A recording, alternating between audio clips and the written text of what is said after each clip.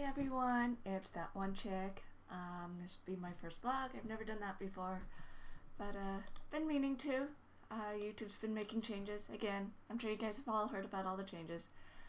A lot of changes affect the smaller channels. I'd be one of those smaller channels right now. To change to their monetization process and how that all works.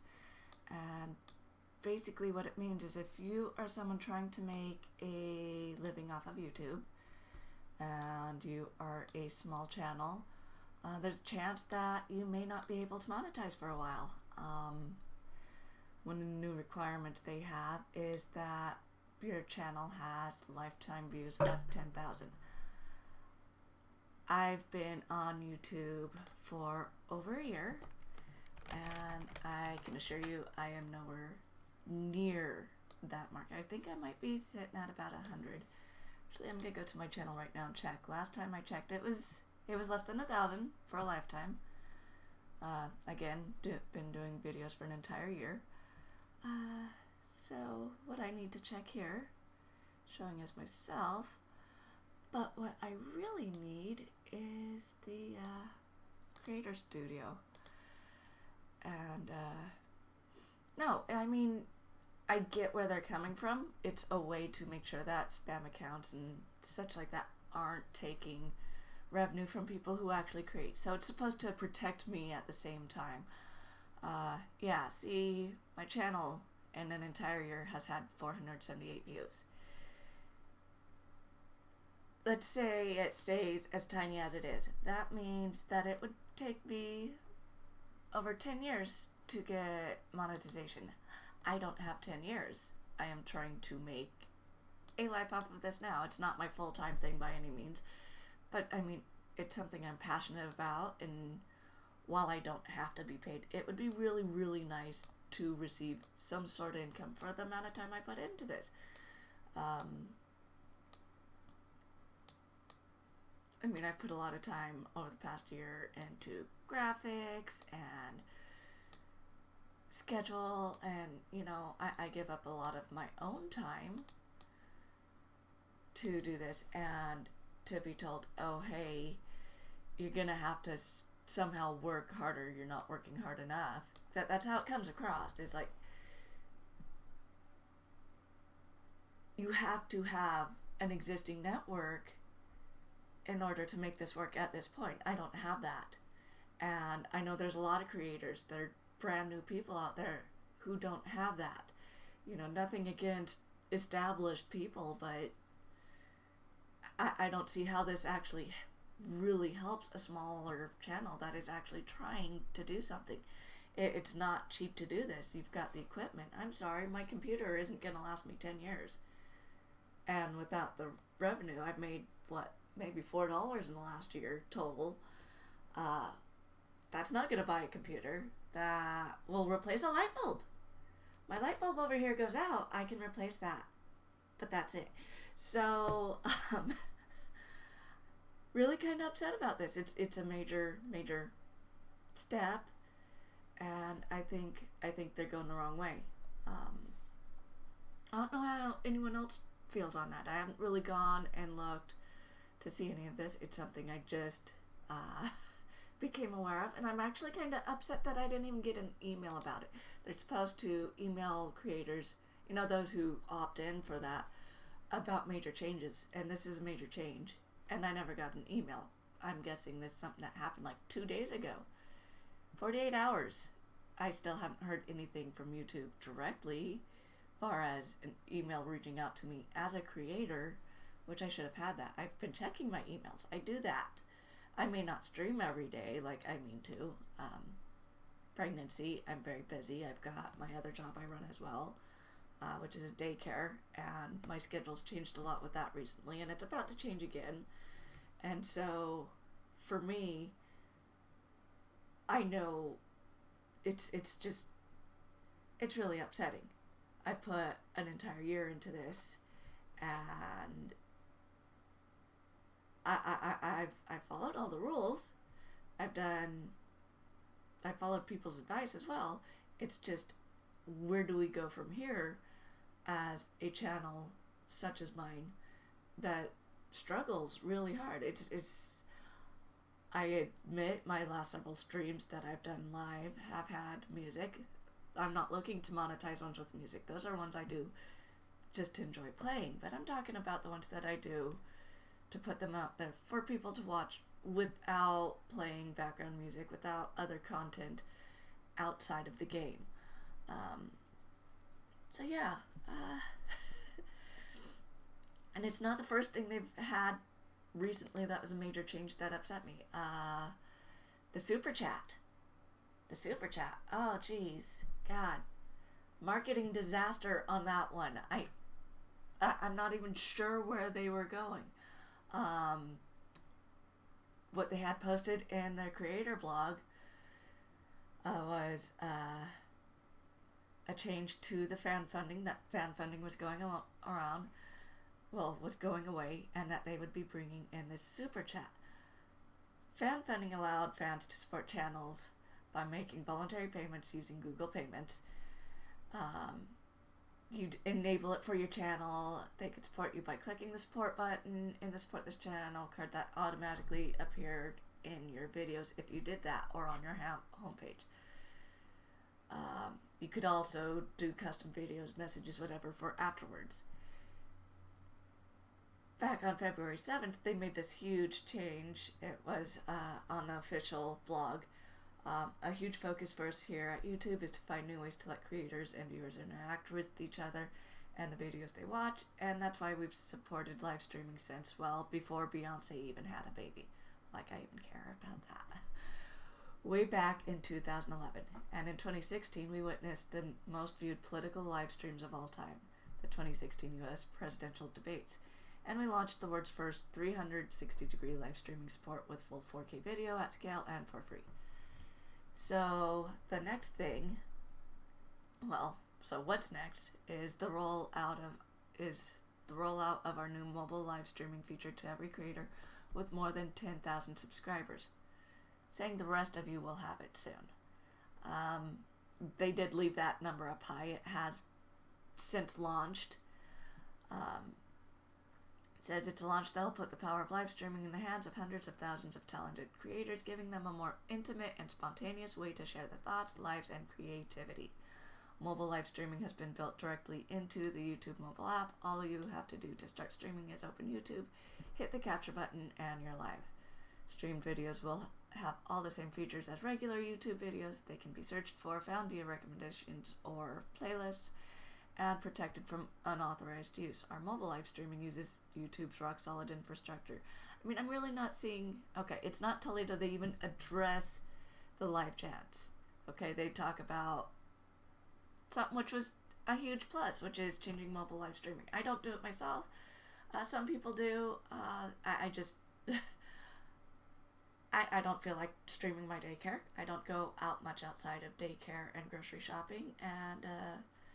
I mean, if that was my kind of thing, I'd probably be more Snapchat for that, of which I don't even Snapchat anymore. I had it for a short time, never used it. Tried a couple other similar services. So, one of the things they did,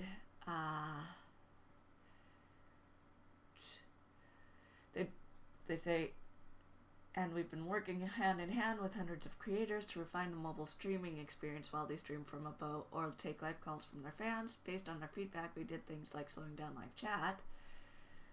I mean, yeah, that was a huge thing. That's important. Not something I've dealt with, but I've gone into other channels while they were live, and yeah, nobody can keep up with a chat that has 2,000 messages or more per second.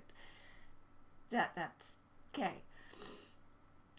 And pushing for better streaming quality across devices.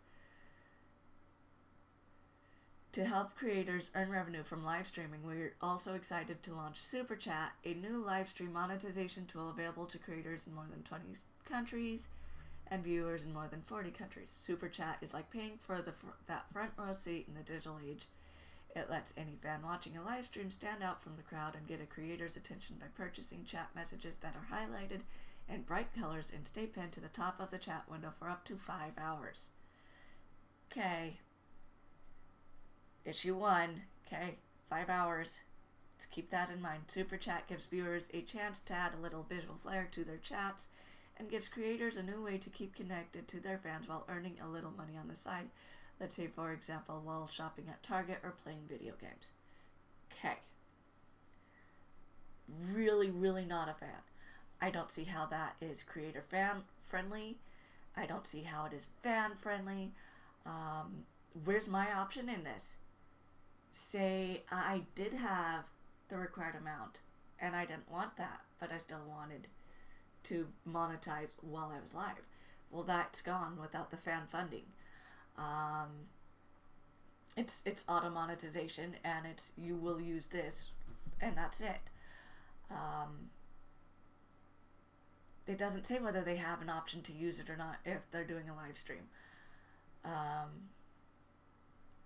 know whoever would say no to more money, but I mean, I've done it. When I make the choice to say, oh, hey, I feel like pulling up one of my playlists of all these artists that I know, it's copyrighted.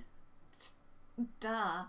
I'm making the choice to say, oh, hey, I don't care if I'm paid for this video. It's just something I'm doing. I didn't really get into YouTube prior to all these huge changes really happening. I remember when it first came out, and really you had these really adorable videos everywhere, and everybody was new at it, and I watched not very long though, because I was still a person working regular Joe Schmo jobs that everybody does. I wasn't trying to do a home-based business or anything. I didn't have the time to sit there and say, oh, hey, I'm gonna do this, mainly because I had my charities I was involved in at the time. You choose what you do. This doesn't feel like a move that keeps with the original view for YouTube, and it doesn't feel like something that keeps with YouTube at all. Hi. Vlog. Huh? Vlog. Love you.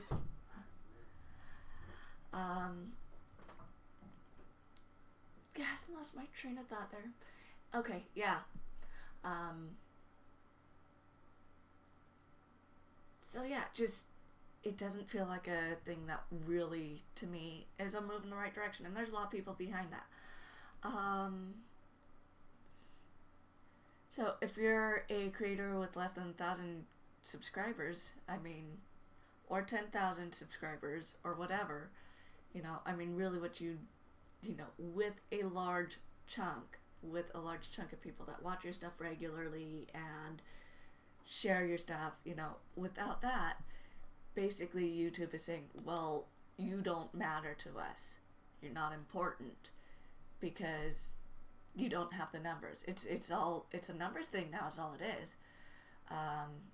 At least in the eyes of Google. Yes, it's Google. I get it. But at the same time, wasn't the goal to help people get out there and make a name? And this is stuff that really kind of detracts from that, from where I stand. The reasoning given behind discontinuing fan funding was that YouTube wasn't seeing revenue from it when creators weren't live streaming. Well, duh, the point was that it was for live streams. You're not supposed to see, you're not supposed to see revenue from something outside of the time when it's meant to actually have that revenue. Come on, people. And with the changes that they made to make live streaming seamless and more available for more people, fan funding, I think, should have stuck around. It would have worked better. Yes, they wouldn't get it from people who aren't live streaming. They wouldn't get it so much from the record and post later group, and that's fine. Those people make that choice too. I do that all the time. I don't see where this super chat changes a video's ability to make money for Google. Okay, let's get down to it. For Google, when it's not live streaming, because super chat only works during a live stream. That's the same thing, right? Hey, we want to make money outside a live stream. We're gonna bring on this thing that only works during live stream. Okay. So yeah, in that case, they should have just left fan funding as it was. And then the other things, pretty colors, right? I get how that's supposed to work from a marketing standpoint. Your screen's supposed to pop up with this cute little message, with this, well, hopefully cute message, with these bright colors to make it stand out from everyone else's, because this person was like, I really want the attention, I'm gonna pay for it. I don't think fans should have to pay to grab your attention like that. I think,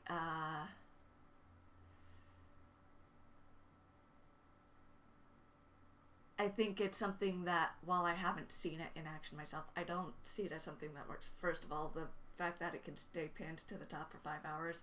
Okay, so only one person's supposed to do this then? No. The whole idea is one person does it, the rest of the chat sees it. The streamer is supposed to notice and acknowledge the person that paid for the attention. Okay, nothing wrong with saying, oh hey, yeah, I see that you wanted my attention really, really bad. But then you get a whole bunch of people doing it at the same time. I don't see how, when say it worked optimally, which means they're probably thinking maybe tops half the people in a chat might pay. I mean, that's a ludicrously high amount to assume might actually pay, okay? Now, how do you stand out, though? You have a different color, but it's still a bright color. It's the same as everything else. So it also gives the vibe that creators do not care about the fans unless they are paying fans. No. Yes, there are channels like that, but most of the channels that I pay attention to, and some of them are huge, you can tell from their videos and how it differs from other channels that they really do care about their fans. And while yes, they enjoy making money, they understand it won't last forever. It's an oversight on all ends, especially for small channels. Like, when you're tiny, you don't want to look like you're out solely for the income, because you're not. You're doing this because it's something you enjoy.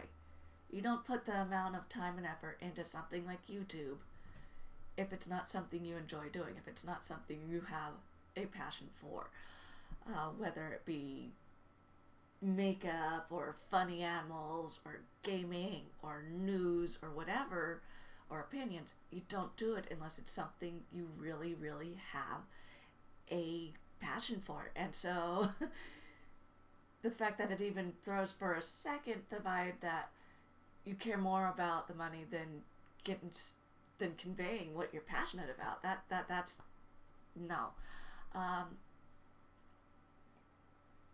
Part 2 of the huge failure, because it really fails in 2 parts. That was the first one. Say the model works. It works perfectly, and now almost every subscriber is using the super chat and paying for your attention, right? I think we went over that. The thing is, with that, the one that's gonna stand out amongst all these brightly colored messages at this point is gonna be the person who didn't pay. And the person who maybe has stuck around for a long time and just, they can't afford it for whatever reason. Maybe they live on cash only. I did that for a long time.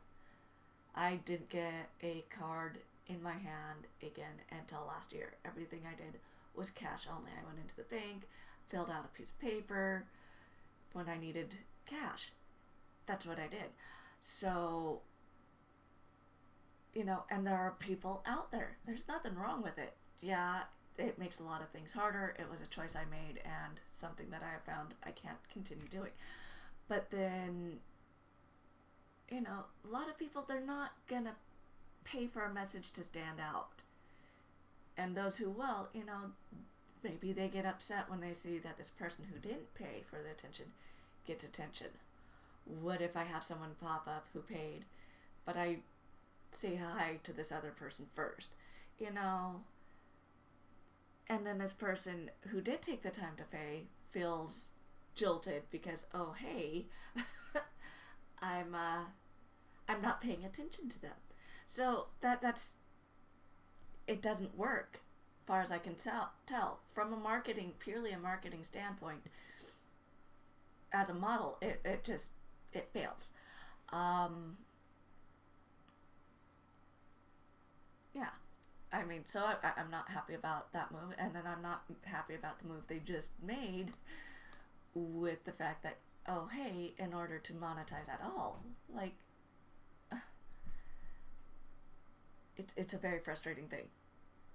It is a very, very frustrating thing to know that I can put in all this work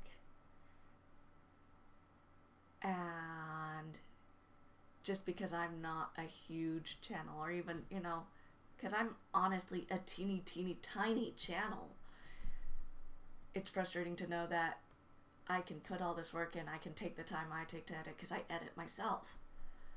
100% outside of shared streams where I will sometimes have content from the other creators that I stream with, like Ecom and Psycho, when they say, oh hey, we'd like this to go up, or we'd like to see this content in the video, and so they send their stuff over to me, but I'm still the one that does all the editing and all that. So to put all this time in, and then to turn around and find out, oh hey, you're gonna have to continue putting in that kind of time, but you're not gonna see any sort of return on that from us, the channel that you are hosting your videos on. I mean, really, at some point, someone out there, as big a monster as YouTube is, as Google is, someone out there will eventually succeed at crippling them, at putting something there that works just as well, but is more beneficial to the creators, again, because this, as time goes on, it is less and less beneficial as a creator, as a person sitting there doing stuff. It's like, hey, if I could afford to put this kind of money up front into creating videos like a studio, I'd probably just go run a studio, is where it's going. And that's not how it should go. So, anyways, thanks for listening to me rant for a while. Just, another thing on top of all the things that just got me going a bit. It got me going again. If you watched it this week, if you enjoyed any of this, feel free to share it, let other people know. I will be on tomorrow. I will be streaming tomorrow night. Schedule will be changing again soon. I will post as soon as I know. I'm still waiting for the information I need to finish making my schedule, because I deal with other people's schedules. So, you all have a nice evening, and I think I will be very happy to D&D tonight. Bye-bye.